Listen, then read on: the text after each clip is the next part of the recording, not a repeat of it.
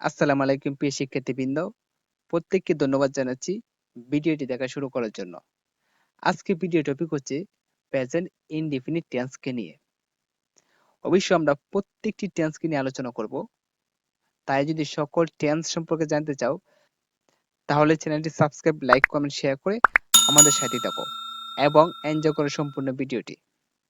তাহলে দেখো present indefinite tense, যে টেন্স দ্বারা কোনো কাজ করা, অভ্যাস বা চিরসত্য বোঝায় তাকে প্রেজেন্ট ইনডেফিনিট টেন্স বলে।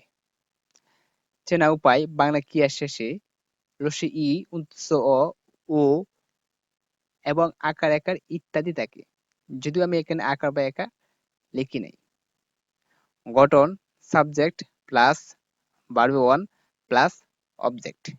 তাহলে এক্সাম্পল দেখো, আমি ভাত খাই। এখানে দেখো আমি হলো সাবজেক্ট, ভাত হলো অবজেক্ট, খাই হলো ক্রিয়া বা ভার্ব। তাহলে দেখো খাই, খাই শেষে কিন্তু রস্যই ই আছে। আমি যে বলেছিলাম যে বাংলা ক্রিয়া শেষে রস্যই ই থাকবে, দেখো এখানে রস্যই ই আছে। তাহলে আমরা এই বাক্যটিকে আমরা ইংরেজি করব। দেখো প্রথমে সাবজেক্ট, সাবজেক্ট হলো আমি, আমি ইংলিশ হলো আই। তারপর দেখো প্লাস ভার্বে ওয়ান, ভার্ব হলো খাই, খাই ইংরেজি হলো ইট, দিলাম ইট। তারপর দেখো প্লাস অবজেক্ট, অবজেক্ট হলো ভাত, ভাত ইংরেজি হলো রাইস। তাহলে দেখো আই ইট রাইস, আমি ভাত খাই। তাহলে আরো এক্সাম্পল দেখো, গঠন subject plus verb one plus object. আমরা স্কুলে যাই, এখানে আমরা হলো সাবজেক্ট, স্কুল হলো অবজেক্ট, যাই, যাই হলো ভার্ব বা ক্রিয়া। দেখো ক্রিয়া শেষে কিন্তু উনতস ও আছে। তাহলে দেখো এই বাক্যটিকে আমরা ইংরেজি করব। সাবজেক্ট হলো আমরা, আমরা ইংলিশ হলো উই। তারপর দেখো প্লাস ভার্ব ওয়ান, ভার্ব হলো যাই, যাই ইংলিশ হলো গো। প্রথম সাবজেক্ট উই, তারপর ভার্ব হলো গো এবং প্লাস অবজেক্ট, অবজেক্ট হলো স্কুল।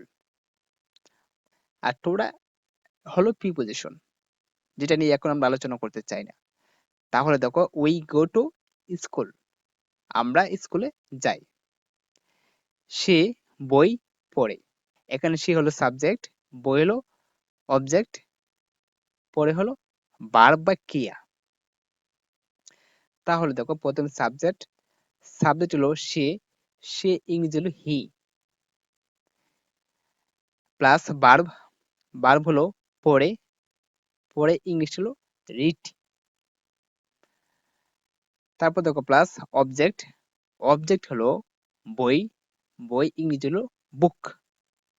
প্রথম সাবজেক্ট, সাবজেক্ট হলো হি, তারপর দেখো পড়ে, পড়ে ইংরেজি হলো রিড, তারপর হলো বই, বই ইংলিশ হলো বুক। তাহলে হি রিডস বুক, সে বই পড়ে।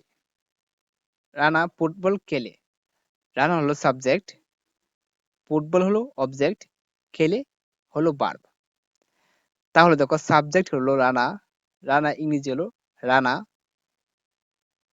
প্লাস ভার্ব ওয়ান হলো প্লে, দিলাম প্লে, অবজেক্ট হলো ফুটবল, দিলাম ফুটবল। তাহলে সাবজেক্ট হলো রানা, ভার্ব হলো বা ক্রিয়া হলো প্লে, খেলে হলো ভার্ব যেটা হলো প্লে, এবং ফুটবল ফুটবল। তাহলে Rana play football, Rana football খেলে। তাহলে এখন দেখো প্রেজেন্ট ইনডিফিনিট টেন্স দিয়ে যদি আমরা বাক্য তৈরি করতে চাই তাহলে থার্ড পারসন সম্পর্কে আমাদেরকে জানতে হবে। না হলে আমরা ভালো করে প্রেজেন্ট ইনডিফিনিট টেন্স দিয়ে বাক্য তৈরি করতে পারবো না। তাহলে দেখো থার্ড পারসন, যার সম্পর্কে কোনো কিছু বলা হয় তাকে থার্ড পারসন বলে। থার্ড পারসন দুই প্রকার। নাম্বার ওয়ান সিঙ্গুলার, একবচন, যেমন হি, শি, ইট, রহিম, রিনা ইত্যাদি। নাম্বার টু প্লুরাল, বহুবচন, যেমন দে, বয়েজ, গার্লস ইত্যাদি।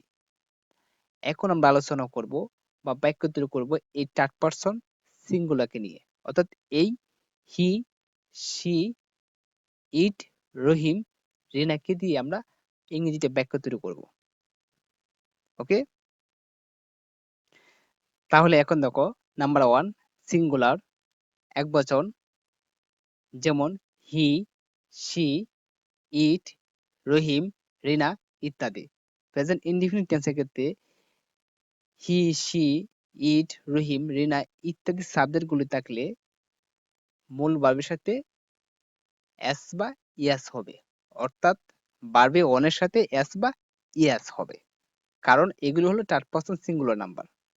ওকে, যেমন সে ভাত খায়, এখানে সে হলো সাবজেক্ট, ভাত হলো অবজেক্ট, খাই হলো ভার্ব বা ক্রিয়া। তাহলে এটাকে আমরা বাক্য তৈরি করলে প্রথমে সাবজেক্ট, সাবজেক্ট হলো সে, সে ইংরেজিটা হলো হি, তারপর ভার্ব খাই, খাই হলো ক্রিয়া বা ভার্ব, তাহলে খাওয়া ইংলিশটা হলো ইট, হি ইট। ভাত ইংরেজি হলো রাইস, তাহলে হি ইটস রাইস। এখানে হি হলো থার্ড পারসন সিঙ্গুলার নাম্বার, যে কারণে আমরা মূল ভার্বের সাথে এস যোগ করেছি। দেখো ইট এর সাথে এস যোগ করেছি, কারণ হি হলো থার্ড পারসন সিঙ্গুলার নাম্বার। এই দেখো এখানে হি আছে, হি হলো থার্ড পারসন সিঙ্গুলার নাম্বার, যে কারণে আমরা মূল ভার্বের সাথে ইট এর সাথে এস যোগ করেছি। হি ইটস রাইস, সে ভাত খায়। এখন দেখো তারা ভাত খায়, বাক্য কিন্তু সেম টু সেম, একই রকম বাক্য। তারা হলো সাবজেক্ট, ভাত হলো অবজেক্ট, খায় হলো ভার্ব বা ক্রিয়া। তাহলে দেখো তারা ভাত খায়, তারা ইংরেজি হলো দে, খায় ইংরেজি হলো ইট, ভাত ইংরেজি হলো রাইস। এখানে দেখো সে ভাত খায়, তারা ভাত খায়, একই রকম বাক্য, কিন্তু পার্থক্য হলো সাবজেক্টের ক্ষেত্রে। এখানে হলো সে, এখানে হলো হি, আর এখানে হলো তারা। এইটা হলো সিঙ্গুলার নাম্বার, এটা হলো প্লুরাল নাম্বার, যে কারণে এখানে মূল ভাবের সাথে এস বা ইয়াস হবে না, কারণ এটা হলো প্লুরাল নাম্বার, তারা অনেকজন, আর এখানে সে হলো একজন। ঠিক আছে, যেখানে এখানে ভার্বের সাথে এস বা ইএস হয়েছে, এখানে ভার্বের সাথে এস বা ইএস হবে না। ওকে, তাহলে আর এক্সাম্পল দেখো, রানা ফুটবল খেলে, রানা সাবজেক্ট, ফুটবল হলো অবজেক্ট, খেলি হলো verb. Rana plays football, Rana subject, play হলো ভার্ব, ফুটবল হলো অবজেক্ট। তাহলে দেখো এখানে রানা হলো থার্ড পারসন সিঙ্গুলার নাম্বার, যে কারণে মূল ভার্বের সাথে এস যোগ করা হয়েছে। তিনি মাছ ধরেন, তিনি হলো সাবজেক্ট, মাছ হলো অবজেক্ট, ধরেন হলো ভার্ব। আমরা আগে বলেছি ভার্ব বা কি আসার সময় বাংলা বাক্যের শেষে থাকে, যেমন এখানে বাংলা বাক্যের শেষে হলো ধরেন, ধরেন হলো ভার্ব বা ক্রিয়া। তিনি ইংরেজি হলো হি, তারপর ধরেন ইংরেজি হলো ক্যাচ, এবং মাছ ইংরেজি হলো ফিশ, হি ক্যাচ ফিশ। তাহলে এখানে দেখো হি হলো থার্ড পারসন সিঙ্গুলার নাম্বার, যেখানে মূল ভাবের সাথে ই এবং এস যোগ করা হয়েছে। ওকে, সে ভাত রান্না করে, এখানে সে হলো সাবজেক্ট, রান্না করে হলো মূল ভার্ব বা ক্রিয়া, ভাত হলো অবজেক্ট। আমি কিন্তু গঠন অনুসারে বাক্য তৈরি করছি। তাহলে দেখো সি হলো থার্ড পারসন সিঙ্গুলার নাম্বার, যে কারণে মূল ভার্বের সাথে এস যোগ করা হয়েছে। কুক হলো মূল ভার্ব, তার সাথে আমরা এস যোগ করেছি, কুকস। শি কুকস রাইস, সে ভাত রান্না করে। ওকে, তাহলে এখন দেখো প্রেজেন্ট ইনডিফিনিট টেন্স কে নেগেটিভ করতে চাইলে গঠন সাবজেক্ট প্লাস ডো বা ডাজ প্লাস নট প্লাস ভার্বে ওয়ান প্লাস বাক্যাংশ। নাম্বার ওয়ান, ভার্বে ওয়ানের সাথে এস বা ইএস থাকলে ডাজ হবে। নাম্বার 2, ভার্বে অনের সাথে এস বা ইএস না থাকলে ডু হবে। যেমন হি ইটস রাইস। এখানে দেখো এটা হলো প্রেজেন্ট ইনডিফিনিট টেন্স এবং মূল ভার্বের সাথে এস আছে, যে কারণে সাহায্যকারী ভার্ব হিসেবে এখানে ডাজ আনতে হবে।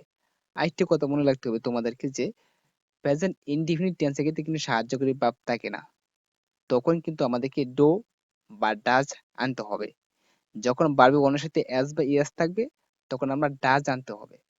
যখন ভার্বে ওয়ানের সাথে এস বা ইএস থাকবে না তখন আমাদেরকে ডো আনতে হবে। যেমন এখানে ভার্বে ওয়ানের সাথে এস আছে, যে কারণে আমরা সাহায্যকারী ভার্ব হিসেবে ডাজ আনবো। তাহলে দেখো এই বাক্যটিকে আমরা নেগেটিভ করব। প্রথমে সাবজেক্ট, সাবজেক্ট হলো হি, তারপর দেখো প্লাস ডো বা ডাজ। আমরা এখানে ডাজ দিব, কারণ কি ভার্বে ওয়ানের সাথে এস আছে, যে কারণে আমরা ডাজ দিব। প্লাস নট দিলাম, নট, এবং প্লাস ভার্বে ওয়ান ইট, ইট দিলাম। এখানে দেখো ইট এর সাথে কিন্তু এস নাই, কারণ আমরা আগে এস নিয়ে এসেছি, ডাজ নিয়ে এসেছি, যে কারণে এখানে এস দিতে হবে না। তারপর প্লাস বাকি অংশ, বাকি অংশ রাইস। তাহলে he does not eat rice, সে ভাত খায় না। ওকে, তাহলে আরো এক্সাম্পল দেখো, দে ইট রাইস। এখানে দেখো এখানে সাহায্যকারী ভার্ব নেই, ইটের সাথে এস বা ইএস নেই, যে কারণে এখানে আমাদের কি সাহায্যকারী ভার্ব হিসেবে ডো আনতে হবে। যেমন প্রথম হলো সাবজেক্ট, তারপর দেখো ডো, তারপর দেখো নট যেহেতু নেগেটিভ করব, এবং ইট, ইট। ওকে, তাহলে দেখো they do not eat rice, তারা ভাত খায় না। তারপর দেখো Rana plays football.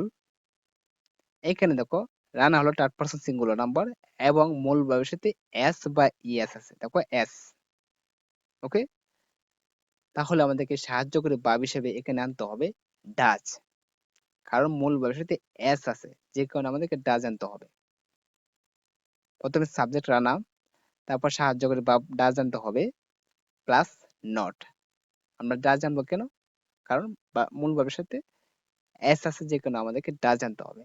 Rana does not play, প্লের সাথে এসটা তুলে দিব, কারণ এখানে ডাজ চলে এসেছে, যে কারণে এখানে এস হবে না।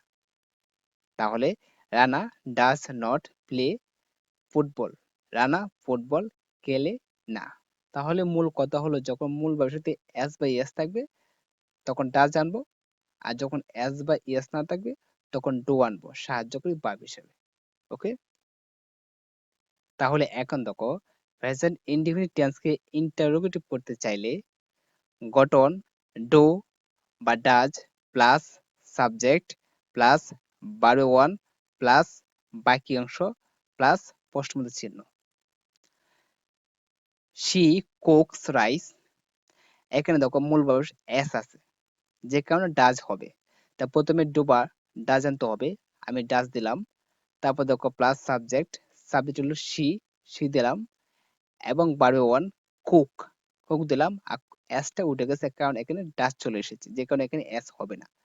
তারপর দেখো প্লাস বাকি অংশ রাইস এবং প্লাস প্রশ্নবোধক চিহ্ন। ওকে, তাহলে ডাজ শি কুক রাইস, সে কি ভাত রান্না করে? দে ইট রাইস। এখানে মূল ভার্বের সাথে এস বা ইএস নেই, যে কারণে সাহায্যকারী ভার্ব হিসেবে ডো আসবে। তাহলে প্রথমে গঠন, তাহলে প্রথমে আমরা ডো দিব। তারপর দেখো সাবজেক্ট হলো দে, দিলাম দে, এবং প্লাস ভার্ব ওয়ান হলো ইট, দিলাম ইট, বাকি অংশ হলো রাইস প্লাস প্রশ্নবোধক চিহ্ন। তাহলে দেখো ডু দে ইট রাইস, তারা কি ভাত খায়? এখানে মূল বিষয় হলো যে সাহায্যকারী ভার্বকে প্রথমে নিতে হবে, ডো বা ডাসকে প্রথমে বসাতে হবে, তারপর যা আছে ঠিক সেরকম হবে এবং শেষে প্রশ্নবোধক চিহ্ন দিতে হবে। ওকে, তাহলে প্রেজেন্ট ইনডিফিনিট টেন্সে ইন্টারোগেটিভ সেন্টেন্স তৈরি হয়ে যাবে। তাহলে আজকে এই পর্যন্তই। যদি ভিডিও ভালো লাগে তাহলে সাবস্ক্রাইব, লাইক, কমেন্ট, শেয়ার করে আমাদের সাথেই থাকো। ধন্যবাদ সকলকে ভিডিওটি দেখার জন্য। আল্লাহ হাফেজ।